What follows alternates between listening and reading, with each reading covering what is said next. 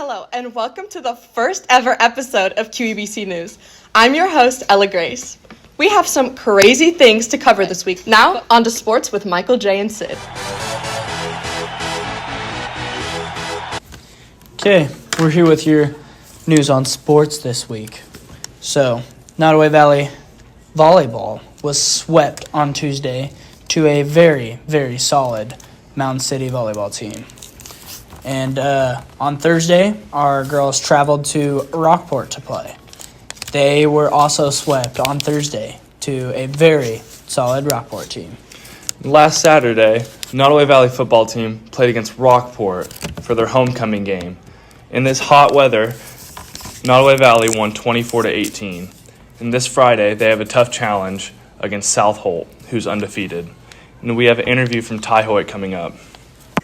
So, on the game last Friday against South Holt, there were a lot of positives, and you guys were leading and were continuing to score throughout the game. So tell me your thoughts and strategies going into a big rivalry game. I didn't know what to think because they were undefeated, so it was a little nerve-wracking, but it ended up pretty good. As a freshman going into a big 275 conference game against South Holt, how did you control your nerves and keep your composure throughout the game? I just took it play by play and just did what I could. What are some things that your team can learn from that game, and how are you planning on bouncing back into next week's game against Sturtsville Osborne? Well, hopefully we have a good full week of practice. Everyone takes it 100%, and yeah. Thank you. Powder Puff game. So what was your favorite part of the game, Sydney? Scoring my touchdown and chest pumping Haley Dawson. Okay. So what was your mentality going into this game? To have a lot of fun because I was really excited, and I wanted to do Powder Puff since I was in freshman year of high school, so I was really excited that I got to do it, so I just really wanted to have fun. So how did you come up with your celebrations? Well, our coach, Michael Cook, had us do a segment in practice where we practiced our celebrations, and then when it got to the game, we only did one of them. Oof, only one? Well, we scored twice, but we did the same thing because not everyone was paying attention. Oh, okay. So how are the practices preparing for this game? You know, they were really tough. We were conditioning a lot. We did lots of drills. You know, we really had to prepare. So my last question is, so what happened? What happened? Well, the sophomores and the freshmen and the sophomores, I don't know what the teams are, I'm going to be honest. Okay. Yeah. The other team won. The seniors and the sophomores lost. But I scored 2 touchdowns, and I had a lot of fun.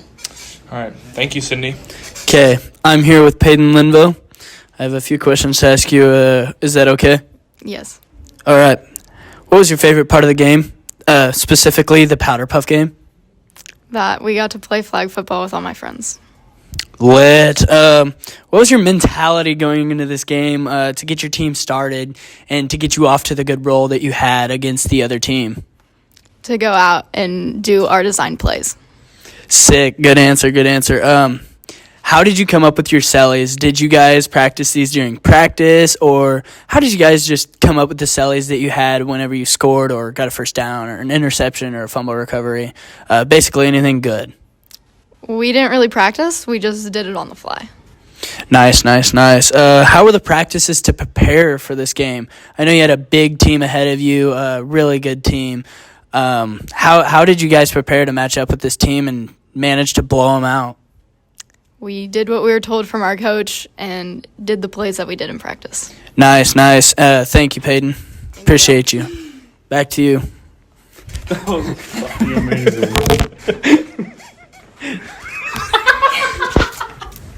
We should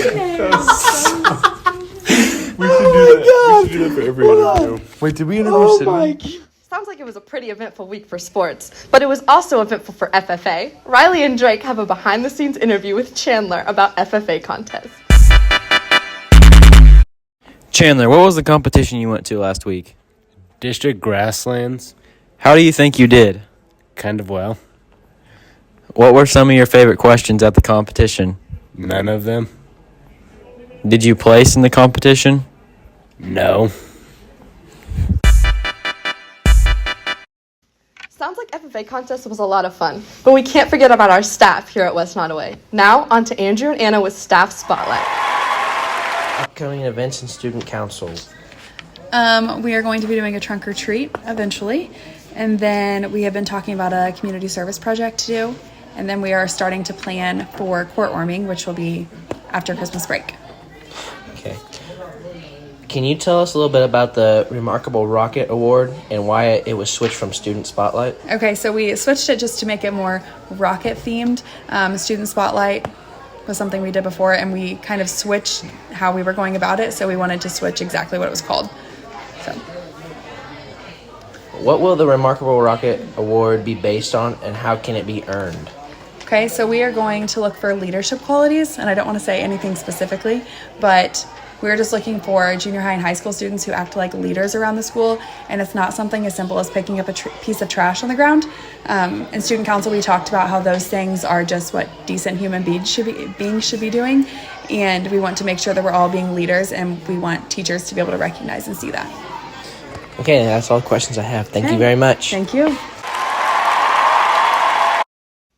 All right, I had a small wardrobe malfunction, but I'm back. Next up, we have Logan talking about Palestine. I'm not sure. I'll just let him tell you. Hello, I am Logan, and welcome to the first foreign political segment on the QEBC News.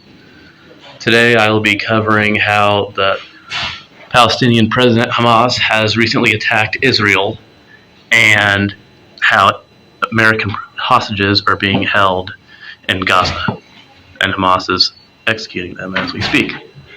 So far, at least 11 have been killed, and 300,000 IDF reservists have mobilized ahead of a likely siege of Gaza. Israel pounded downtown Gaza City with relentless bombardments Tuesday and further expanded a massive mobilization of reservists as it vowed a retaliation that would reverberate for generations against the Hamas militant group for its surprise weekend attack. The war, which began after Hamas militants stormed into Israel on Saturday, bringing gun battles to its streets for the first time in decades, has already claimed at least 1,600 lives.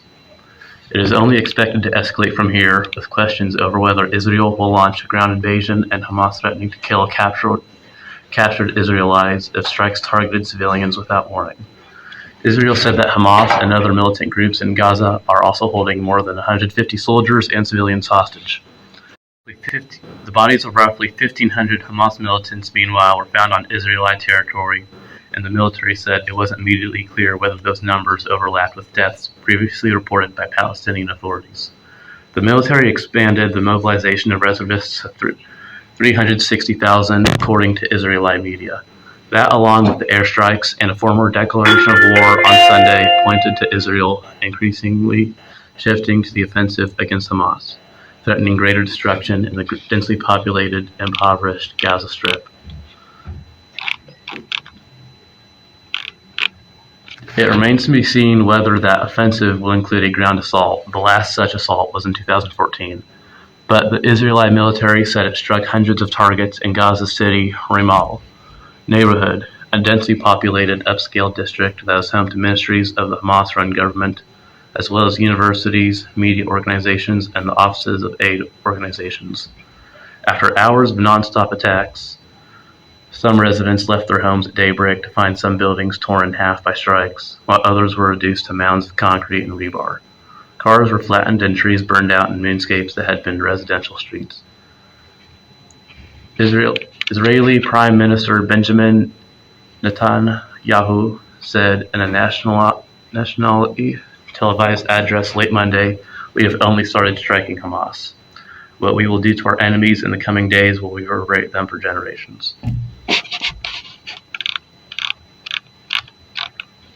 And that's all. This message was brought to you in part by the News Nation Company, and I'm Logan Franks. Thank you for listening. Thank you, Logan. Now, I don't know about you, but I'm too broke for these gas prices. Let's see how they affect a local farmer. Keevan's got the story. Today I'm conducting an interview with my dad, Alex Maupin, over the rising fuel prices in this area of northwest Missouri, and I'm just going to get to the question. So, how do gas prices affect your work? Well, you have to be efficient in the big machinery that we use today, and there's plenty of equipment nowadays that are pretty efficient, but you still want to utilize that with your farming practices. And mainly the fuel we use is diesel, and diesel prices are very high, so we need to remain efficient. And when we don't need the fuel in the tractors, we shut them down. If we don't keep them running the whole time, if we need to shut them down, and that helps. I absolutely agree. Why do gas prices affect people's everyday life? Well, so many people have to go to work each day, and with the price of gas, they got to think about their other expenses, household expenses, if they have rent, groceries.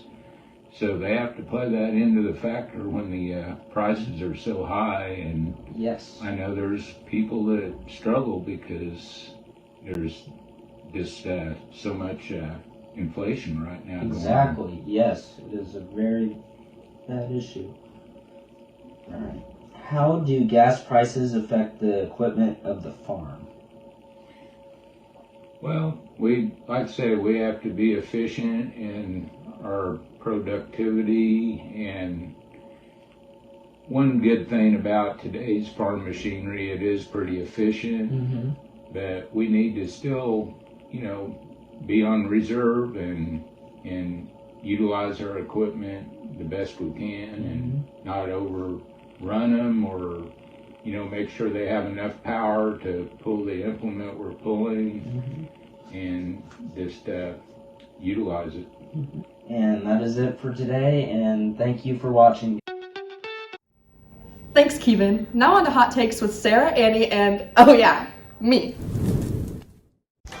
I'm Ella. I'm Annie. I'm Sarah. And this is Hot Takes. If you could live anywhere in the world, where would you want to live?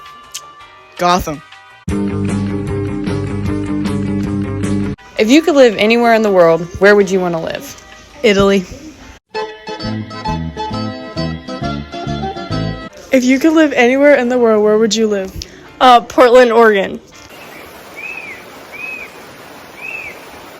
If you could live anywhere in the world, where would you live? I think it would have to be Hawaii. If you could live anywhere in the world, where would it be? Alaska. Good choice. Personally, I think I'd live in Cancun, but enough about me. Thanks for joining us on the first ever episode of QEBC News. I'll catch you on next week. This is your host, Ella Grace, signing off.